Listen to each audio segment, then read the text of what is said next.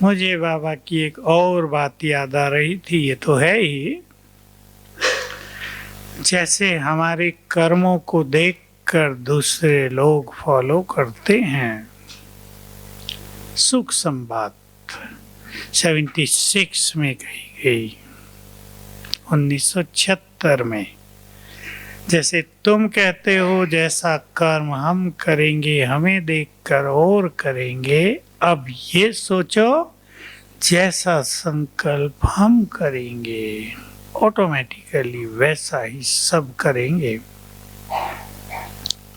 बहुत गहरी बात है ये। क्यों होगा ऐसा?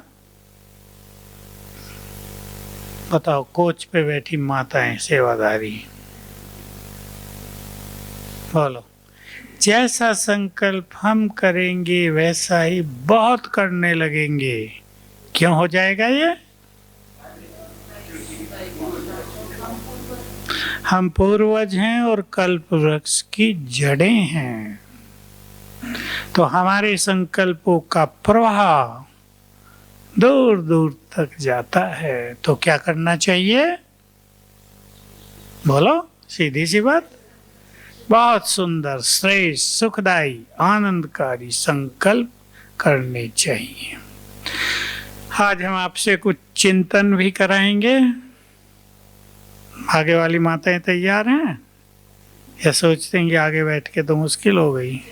इधर वाली कोच वाली भी सब तैयार रहें।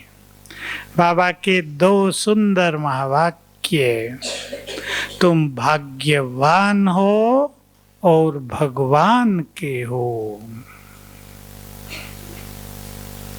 दोनों ही बहुत नशे की बातें हैं। समझते हैं हम बहुत भाग्यवान हैं? कौन कौन समझते हैं? हाथ उठाओ जरा।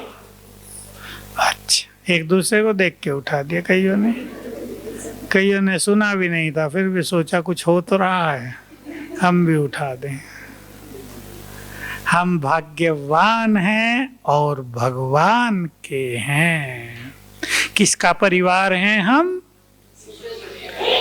ईश्वरीय परिवार नहीं, कुछ अच्छी बात कहो। हम किसके परिवार हैं?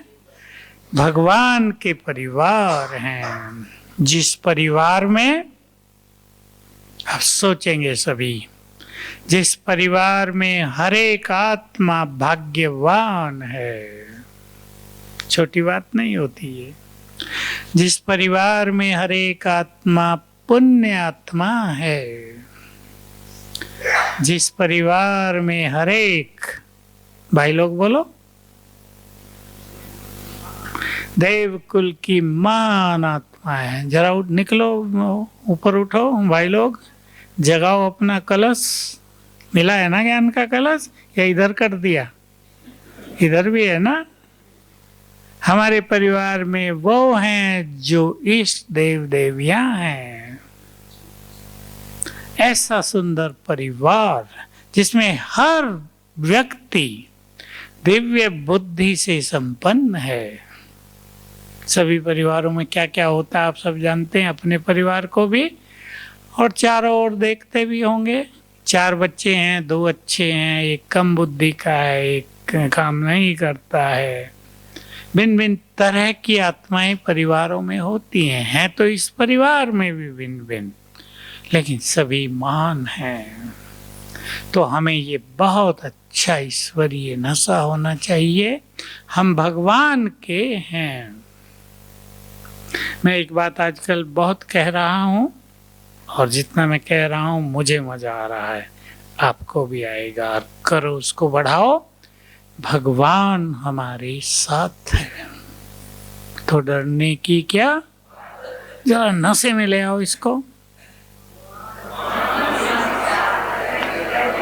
हाँ, अब नशे में ले आना, अपने चिंतन में और नशे में। गीत तो है ईश्वर अपने साथ है, लेकिन ये हमारे नशे में समा जाए कि जिनके साथ भगवान है, बोलो, उनके साथ कुछ भी बुरा नहीं हो सकता। अब सुनाओ, मैंने एक बात सुना दी, जिनके साथ नहीं, अगली बात आप तो तोते बन गए। अगली बात सुनाओ, जिनके साथ भगवान है अगली बात,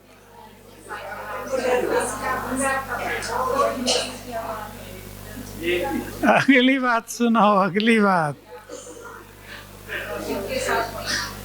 जिनके साथ भगवान है उन्हें किसी का डर नहीं। अब सुनाओ, ये रिपीट नहीं करो। जिनके साथ भगवान है, माता है तो भाई सुनो,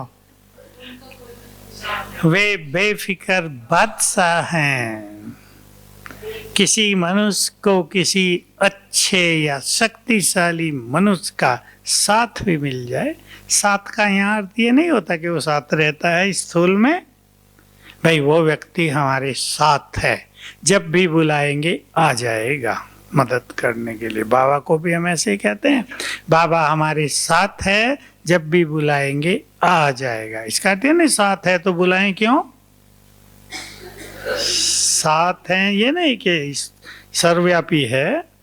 नशा भगवान हमें साथ दे रहा है तो जीवन निश्चिंत होता जाएगा, निर्भय होता जाएगा, हमारे संकल्पों में महानता आती जाएगी, हमारा बुरा हो ही नहीं सकता। अगर जितना नशा होगा ना, भगवान साथ दे रहा है, कोई बुरा करना भी चाहेगा होगा ही नहीं, ये नशा हो जाए।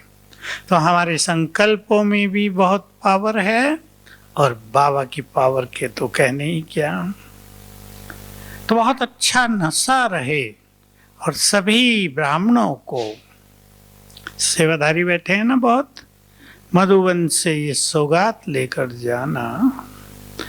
ब्राह्मणों के संकल्प में बहुत पावर है। किसके संकल्पों में, अभी और कुछ बोलो, हमारे संकल्पों में। ये नशा भी बहुत बड़ा है।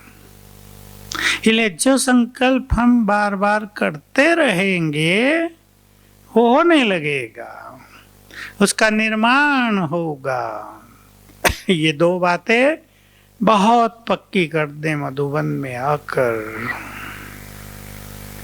संकल्पों में हमारे बहुत पावर है। अपने संकल्पों को ढीला नहीं करना। माताएं सुनाती है मुझे, बच्चे को बड़ी बीमारी हो जाएगी, मैं संकल्प करती रही, कोई नहीं बाबा है ठीक हो जाएगा। बिल्कुल न खुद घबराई न परिवार वालों को घबराने दिया, ठीक हो गया। संकल्पों में बहुत शक्ति होती है। बस यही है कि हम घबरा कर संकल्पों को कमजोर न कर दें। सभी ध्यान देंगे इस बात पर बहुत। तो भगवान, हम भगवान के हैं तो उसका सब कुछ किसके लिए होगा, हमारे लिए। दूसरा आगे का नशा है। अब है तो हम हमारे लिए सब कुछ, लेकिन उस खजाने में से लेना वो हमारे ऊपर है। हम कितने योग्य बनेंगे ये हमारे ऊपर है। बाबा योग्य बना रहा है, बनना किसे होगा, हमें। बाबा की एक बात याद आ गई मुझे, बहुत ही बहुत गहरी है। अंत में नंबर किस आधार पर मिलेंगे, है तो मुरली की, लेकिन सब तो सुनते नहीं है वो गहरी बातें। नहीं और कुछ, इतनी मोटी होती तो गहरी मैं न कहता हूं। 3 बातों के आधार पर अंत में नंबर मिलेंगे। पहली है कितनों को योग्य बनाया। सेवा का फील्ड है ना, सेवा तो बहुत कर रहे हैं, कई लोग ज्यादा कर रहे हैं, उनके भी नंबर हैं, लेकिन असली नंबर उन्हें मिलेंगे जिन्होंने बहुतों को योग्य बनाया होगा। और दूसरी चीज बहुत पावरफुल योग की है, वो पूरा ब्राह्मण जीवन कितना शक्तिशाली बनकर रहे।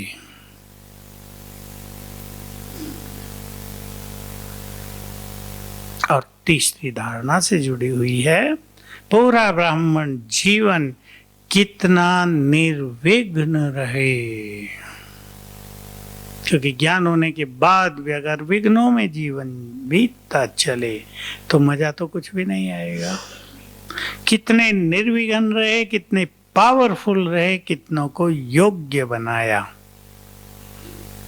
कई लोग सेवाओं में दूसरों को योग्य नहीं बनाते, सोचते हैं ये योग्य बन जाएंगे तो मेरा क्या होगा। मनुष्य की कमजोरी है, वो सोचता है ऐसा, मेरे सारे चांस तो इनको चले जाएंगे। हमें ये सोचना चाहिए कि चांस कोई दो चार नहीं है जो उनको चले जाएं, चांस तो हजारों हैं।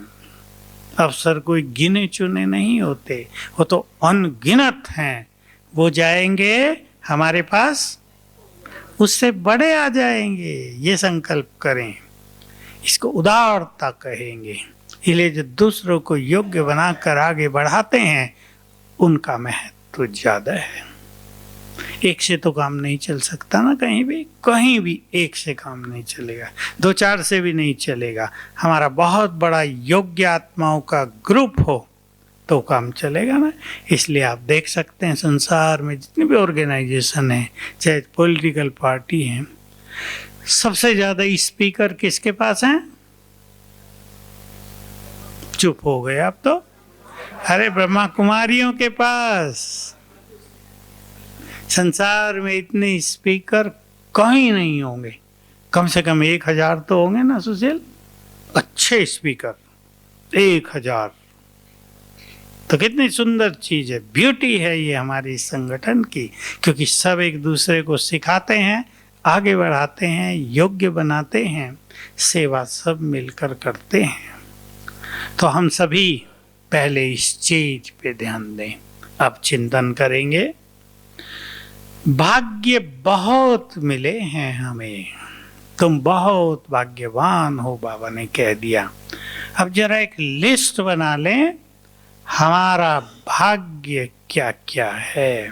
कभी अव्यक्त बाबा की लहर चली थी बहुत पहले, सवेरे उठते ही अपने भाग्य के गुणगान करो, बहुत अच्छी लहर थी। याद करो क्या क्या भाग्य हैं मेरे, क्या क्या मिल गया मुझे इस जन्म में, जिससे हमें नशा हो, हम बहुत भाग्यवान हैं। दुनिया में तो जिसके पास पैसा ज्यादा हो गया लोग कहेंगे बड़ा भाग्यवान है, चाहे रात को नींद ना आती हो। लेकिन केवल धन से तो भाग्य नहीं मिलता ना। भाग्य की निशानी,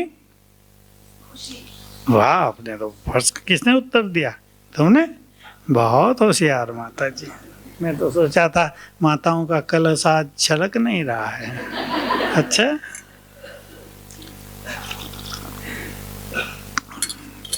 दूसरा बताओ। श्रेष्ठ भाग्य की निशानी बहुत खुशी। हाँ, दूसरा बताया शुद्ध संकल्प, महान संकल्प। भाग्य बोलो, अब मैं एक बोल देता हूं फिर आगे चिंतन करना। भाग्यवान की निशानी सहज सफलता। कहीं भी कार्यों में नौकरी लेनी है, पढ़ाई पढ़ रहे हैं, कोई बिजनेस कर रहे हैं, कोई घरों में बहुत सारे काम हैं, शादियां हो रही हैं, कुछ और हो रहा है, निर्विघ्न सहज सफलता। और जिसका भाग अच्छा नहीं होगा, कदम कदम पर बाधाएं, अपने ही रुस जाएंगे, उन्हें मनाने में ही टाइम लग जाएगा। भाग्यवान, बहुत खुश, बहुत सफल। बोलो आगे। बहुत, ये भी बोला, सरल चित्त।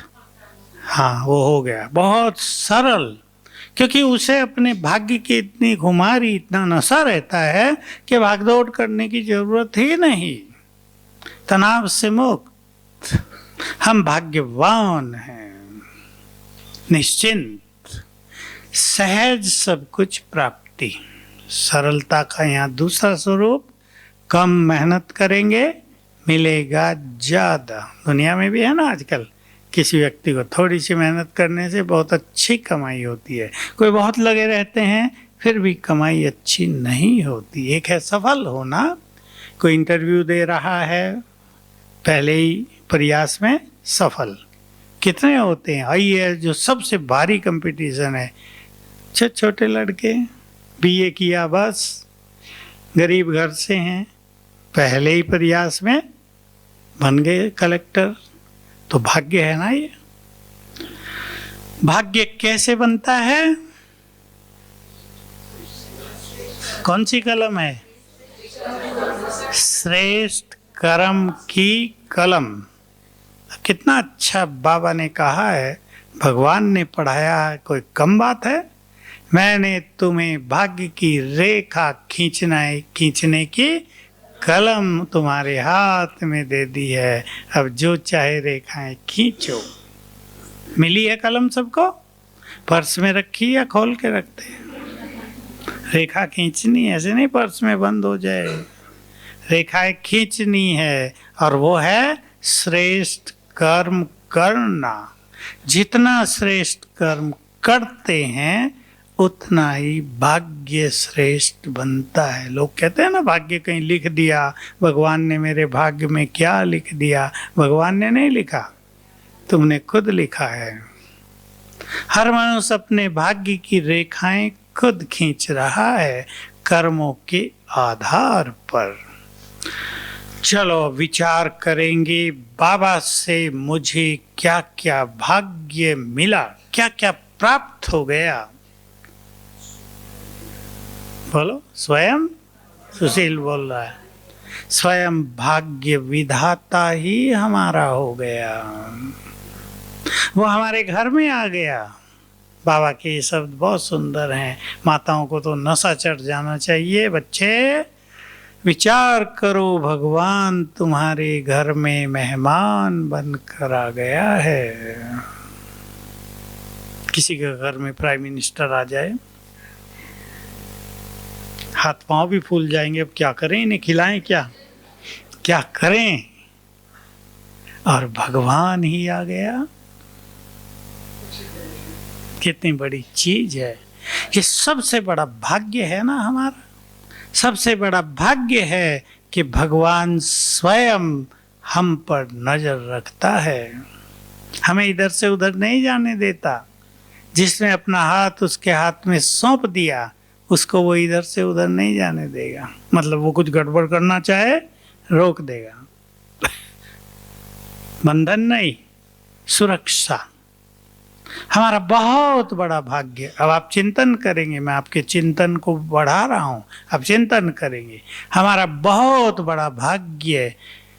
देखो दुनिया में आजकल, मैं एक ही उदाहरण दे रहा हूं, आईआईटी के कॉलेज खुले हैं इंजीनियरिंग के।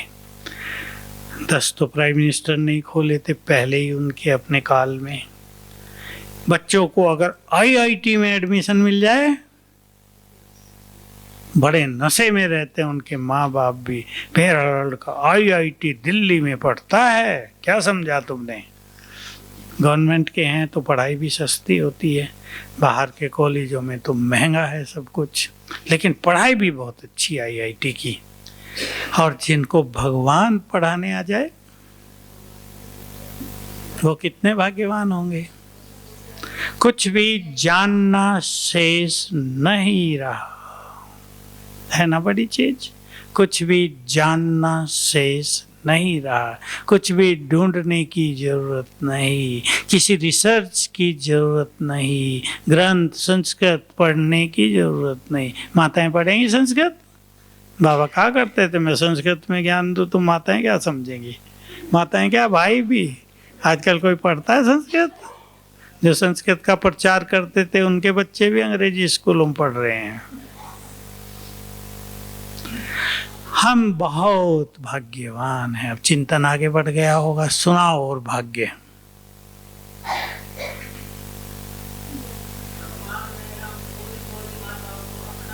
अरे वाह, खड़ी हो ना, भोली माता कौन है? बहुत अच्छा बोला, दूर से भी आपकी आवाज आ गई, धन्यवाद। बाबा ने भोली भोली माताओं को अपना बना, सचमुच भाग्य है। गले से लगाया, दुख के आंसू पहुंचे, दुख तो सारे ही हर लिए, बचा लिया। वाह वाह, माताएं तो गजब के उत्तर दे रही है, तो मुझे भी ख्याल नहीं था। हैं? स्वर्ग हथेली पर लेकर आ गए। हमें भी इतना महान बना दिया कि हम भी दुख हरता सुख करता बन गए। दिल तख्त पर बैठा लिया, भगवान के दिल तख्त। अब भाई बोले एक एक एक एक, जैसे माताएं एक एक बोल रही थी। हैं बोलो पीछे वाले। वाह वाह, हेल्थ वेल्थ हैप्पीनेस, बहुत सुंदर बात है। किसी को हेल्थ अच्छी ना हो वो भी भाग्यवान नहीं होते, और किसी को कोई बीमारी ना हो लोग भी कहेंगे बड़ा भाग्यवान है। बिल्कुल ठीक बोला आपने।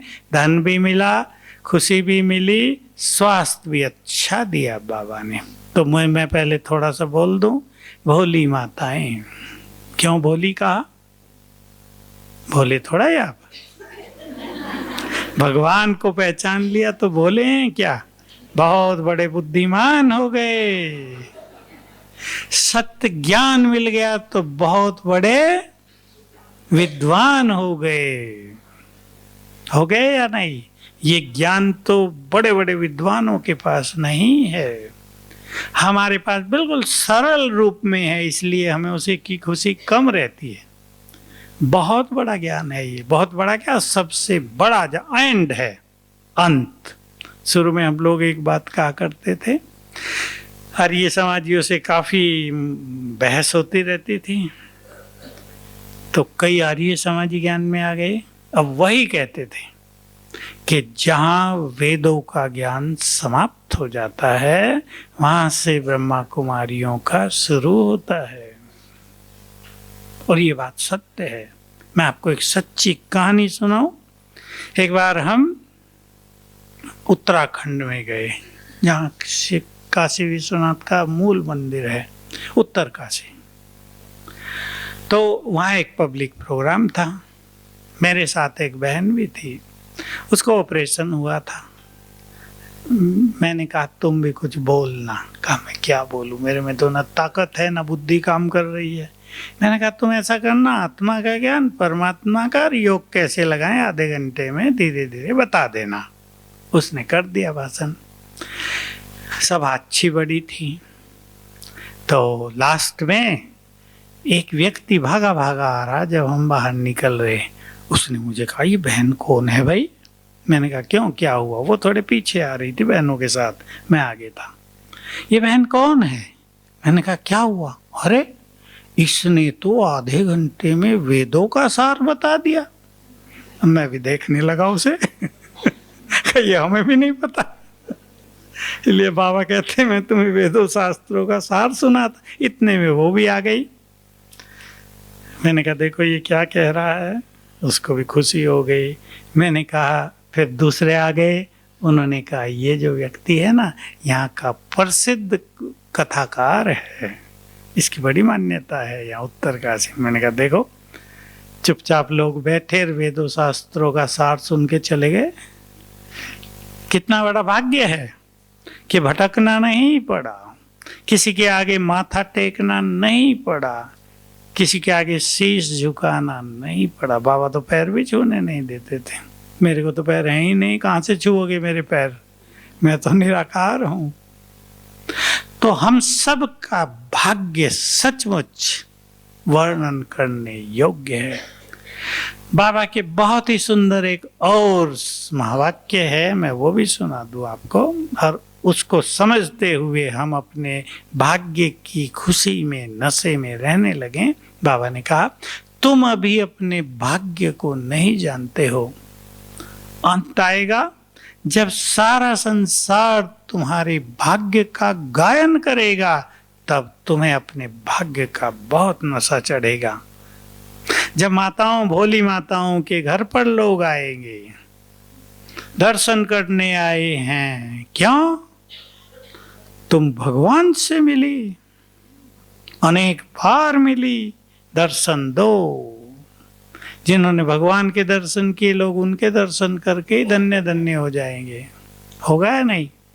तब हमें भी नशा चढ़ेगा कि बाबा से मिलन को हम सरल मानते थे, सिंपल, बाबा आ रहे हम मिल रहे हैं, बाबा आ रहे हम मिल रहे हैं।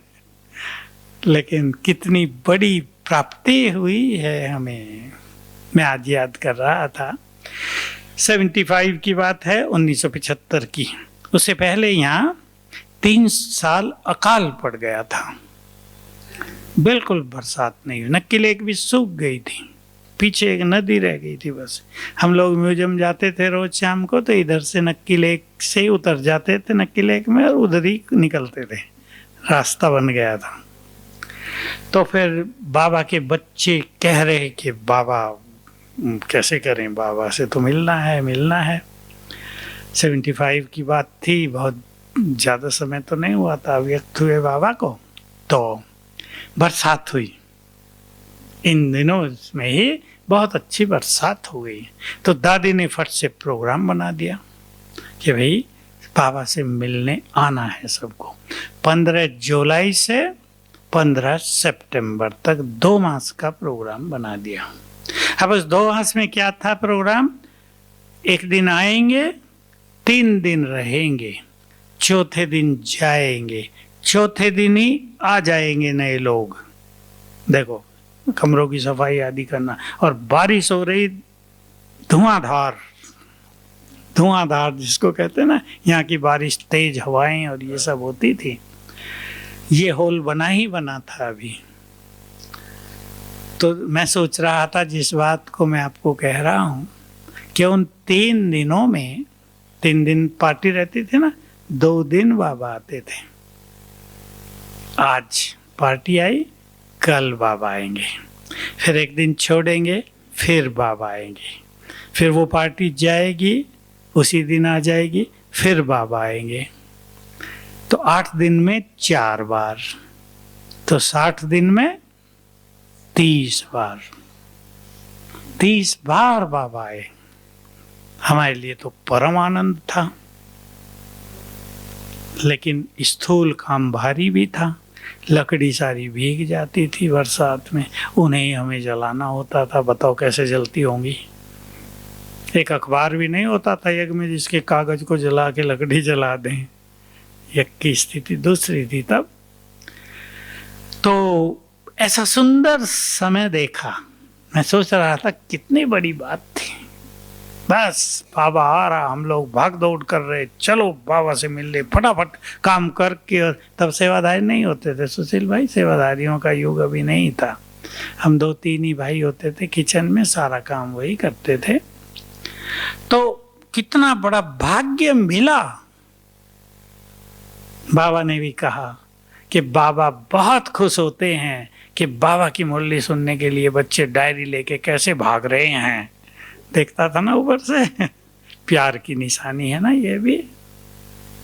तो हम सभी बहुत भाग्यवान हैं। और अच्छा चिंतन करो, भगवान को इस धरा पर बार बार उतरते हुए देखा, उसको दिव्य कार्य करते हुए देखा, वो सृष्टि कैसे रच रहा है नई, इन आंखों से देखा। कितनी बड़ी चीजें हैं दुनिया की फिलॉसफीज में। इस पर भिन्न भिन्न मत हैं कि भगवान ने सृष्टि कैसे रची। एक मत ये भी है कि सृष्टि तो अनादि है और ये चक्र चारों युगों का घूमता ही रहता है। पर बस एक ही बात मिस है, किसी को ये नहीं पता। नहीं, सोच लो, सतयुग से त्रेता आ गया, त्रेता से द्वापर, द्वापर से कलयुग। अब ये कलयुग सतयुग में कैसे जाएगा? वो तो ये सोचते हैं चक्कर घूम रहा, आप ही चला जाएगा। संगम युग का ज्ञान, इसमें भगवान के आने का समय और उसका दिव्य कार्य करके कलयुग को सतयुग में बदलना, जिसको हम इन आंखों से देख रहे हैं, बस वही चीज मिस हो गई। ऐसे ही सोचते हैं कि चक्र चल रहा, जैसे दिन रात हो रही ना, अभी दिन के बाद रात, रात के बाद दिन, कुछ करना तो है नहीं, आप ही हो रहा है, लेकिन करना तो है ना। रात दिन में कैसे बदलती है? बड़े गंभीर हो गए। अरे सूरज निकलता है ना, आप ही थोड़ा ही हो जाती है। तो ज्ञान सूर्य आके कलयुग की रात को सतयुग में बदल देते हैं। बस ये बात बाबा ने स्वयं आकर बताई, हम सब ने उसे जान लिया, देख लिया, स्वीकार कर लिया। कितना बड़ा भाग्य है हमारा। और आगे सोचो, भगवान साथ चल रहा है हमारे। सोचने की बात है। मैं बहुत सोचता था ये बात शुरू में। 5000 साल हमने यात्रा की, थक गए थे। अंत में क्या हुआ? स्वयं भगवान आ गए। अब मैं हूं तुम्हारे साथ। थकान उतार दी, ज्ञान देकर, प्यार देकर ही थकान उतार दी। कितना बड़ा भाग्य है हमारा। हमारे लिए स्वर्ग की रचना हो रही है, हमारे द्वारा करा रहा है, लेकिन कर वो रहा है, ये भी बहुत बड़ा भाग्य है।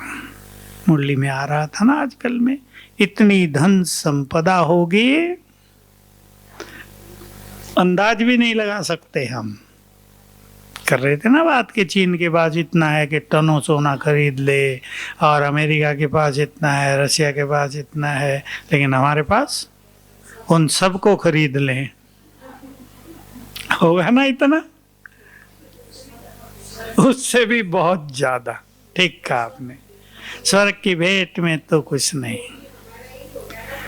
सब हमारे पास आ जाएगा, माल पानी। भाई माताओं को बहुत खुशी। मैं क्या करता हूँ, माताओं की साड़ियों में भी हीरे जड़े होंगे। सोना तो छोड़ो, सोना तो आजकल भी जड़ देते हैं, साहूकार लोग सोने की जरी लगा लेते हैं। हीरे जड़े होंगे, चमकेंगे भिन्न भिन्न। उसकी निशानी आजकल है सितारे, सितारे लगाते हैं, सिल देते हैं। यहाँ राजस्थान में बहुत है।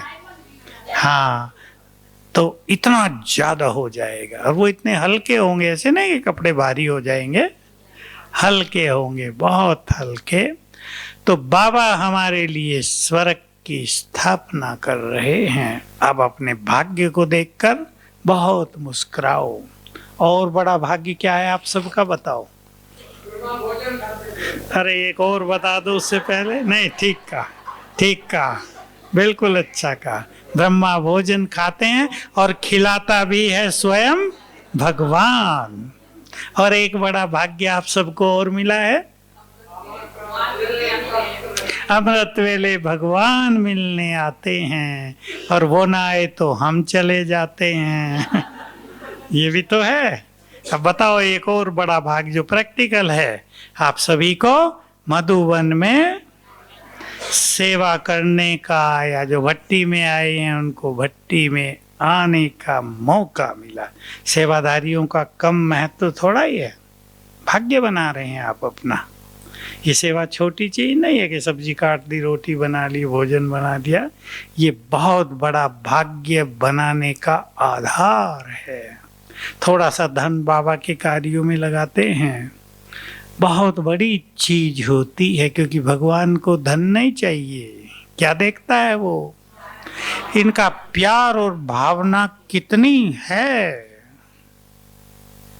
तो बहुत भाग्यवान हैं हम सभी। अब इस भाग्य को बहुत आगे बढ़ाना है, तो अमृत वेले बहुत सुखद फीलिंग करेंगे। और सवेरे उठकर ये चीजें जरा 2-3 मिनट याद कर लेना। वह मेरा भाग्य, वह याद कर लेना। और फिर देखो इन सब से भाग्य बनता है। मैंने कई बार बाबा की एक बात सुनाई है, वो एक ही बार आई है मुरली में, 74 में आई थी। तब से मैंने नोट की थी उसको। बहुत ही गहरी बात थी। हमारी समझ में तो ज़्यादा कुछ नहीं आया था, लेकिन ये समझ में आया था कि बहुत गहरी बात है। संकल्पों की एनर्जी ही भाग्य की एनर्जी है। यानी जिसके संकल्प जितने महान, उनका भाग्य उतना ही महान। इसलिए सवेरे जो बाबा की मुरली चलती है, उससे हमारे संकल्प रोज बदलते हैं। सच कहें तो रोज की मुरली सुन के हर व्यक्ति रोज बदल रहा है। गति इतनी सूक्ष्म है कि उसका पता नहीं चलता, पर मुरली सुन के हम रोज बदल रहे हैं।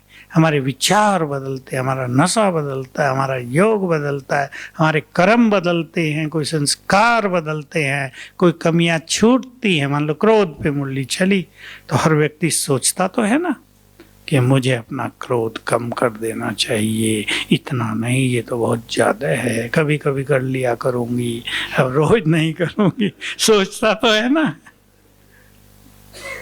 तो रोज हम बदल रहे हैं। तो अपने कर्मों को भी श्रेष्ठ बनाना है, सुखदायी बनना है। पक्का करके जाना मधुवन से। लोग हमें दुख दे भी, बाबा ने कई बार एक बहुत अच्छी बात कही, कोई तुम्हें कुछ चीज दे और तुम न लो, गई उधर ही। तो कोई हमें दुख दे, अपने विचारों को थोड़ा खोलो, हम स्वीकार ही नहीं करते। कोई हमारा अपमान करे, बुरा बुरा बोल रहा है, थोड़ा सा संभले, हम सुनते ही नहीं इनकी बात। हमें तो भगवान ने सम्मान दिया है, इनके कहने से क्या होता है, ले ही नहीं, अंदर भेजे ही नहीं उसको, हम अंदर भेज देते हैं अपने। इसलिए दुख होता है, इसलिए इंसल्ट होने पर बहुत बुरी फीलिंग होती है, खुशी चली जाती है। करेंगे इसकी प्रैक्टिस कि हम स्वीकार न करें उन चीजों को। बहुत गहरी बातें हैं ये, स्वीकार तो आप ही हो जाता है ना, हमारी आज्ञा थोड़ा ही चाहिए उसको। लेकिन अगर हम सावधान रहेंगे, अगर हम बहुत ज्यादा अवेयर होंगे, हमें ख्याल रहेगा कि हमें दुख लेना ही नहीं है, तो नहीं लेंगे। थोड़ा बहुत भी हुआ जल्दी खत्म करके खुशनुमा जीवन का सुख लेंगे। लेकिन ये बहुत जरूरी है कि हम दूसरों को सुख दें, सुख दें। सभी पक्का करके जाना मधुवन से, सुख का लेन देन करना है, कर्मों को बहुत श्रेष्ठ बनाना है। आजकल एक चीज बहुत पाप करा रही है लोगों से, कौन सी? नहीं, मोबाइल पाप की बात नहीं, उसकी दूसरी बात है। धन बहुत पाप कराता है, कराता है नहीं, भाइयों को अनुभव होगा। पैसा दे दिया किसी अपने को, जरूरत में, लिखा पढ़ी तो करेंगे नहीं, वे अपना है, बेचारा बीमार है, पैसा दे दिया, अब देने के नाम पे फोन ही नहीं उठाते, सिम बदल लिया है, बोलते ही नहीं, अब मुंह छुपा के चले जाते हैं। नहीं तो एक अच्छे मनुष्य की तो सिंपल नेचर है ना, भाई दे देंगे, हाथ जोड़ते हैं लोग, देंगे, थोड़ी अभी तंगी है, जरूर देंगे, रखेंगे नहीं। लेकिन आजकल तो क्या है, ये मन बन गया है, इनके पास तो बहुत है ना, क्या करना है, हाँ भागी थोड़ा ही जा रहे, दे देंगे, हम तो यही हैं। तो ये सब धन बहुत पाप करा रहे, माताओं को भी और भाइयों को भी। इस पाप से बहुत बचना है, बचना है या नहीं। किसी भी गलत तरीके से कमाया गया धन सुख नहीं देगा। कोरोना में बहुतों ने अनुभव कर लिया, गलत ढंग से कमाए गए धन का सुख नहीं मिला। अब लास्ट बात कर लें, आज का स्लोगन क्या था?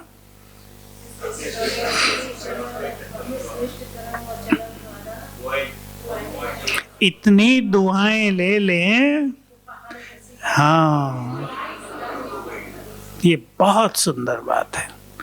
दुआएं बहुत बड़ा खजाना है, समय पर बहुत काम आता है। बहुत समय ऐसे आते हैं मनुष्य के बाद जहां धन मदद कर ही नहीं सकता। मदद होगी केवल दुआओं की। दुआएं माना जो हमने अच्छे कर्म किए, दूसरों को सुख दिया, किसी की मदद की है, उसके मन से जो शुभ भावनाएं निकली हैं, दुआएं निकली हैं, वो चाहे मुख से बोले या ना बोले, उसके वाइब्रेशन हमें मिलते रहते हैं। तो बहुत श्रेष्ठ कर्म सब करेंगे, दुआओं का खाता बढ़ता चले, असंभव को भी संभव कर देंगे। हाँ, वो तो वरदान था, पर ये बात कितनी बड़ी है, असंभव भी संभव। अगर डॉक्टर ने कह दिया ये बीमारी जाएगी नहीं, तुमको लेकर ही जाएगी, अब तो भी जिसके पास दुआएं हैं डॉक्टर भी हैरान होंगे कि ठीक कैसे हो गए। ऐसे बहुत केस हैं, क्योंकि मेरे को तो बताते हैं लोग कि हमने यही अभ्यास किया, डॉक्टर ने तो छोड़ दिया था और हम ठीक हो गए। डॉक्टर कहते हैं तुम जिंदे हो क्या? ये भी कहते हैं तुम जिंदे हो? हाँ जिंदे हैं। तो दुआओं का खजाना बढ़ाते चलेंगे, सुख देंगे, दूसरों को मदद करेंगे। नम्रता ब्राह्मण आत्माओं का, योगी आत्माओं का श्रृंगार है। कभी भी अहम भाव में आकर कटु वचन बोलकर दूसरों का दिल नहीं दुखाना है। ये कुछ बातें यहाँ से पक्की कर देनी है। ओम शांति।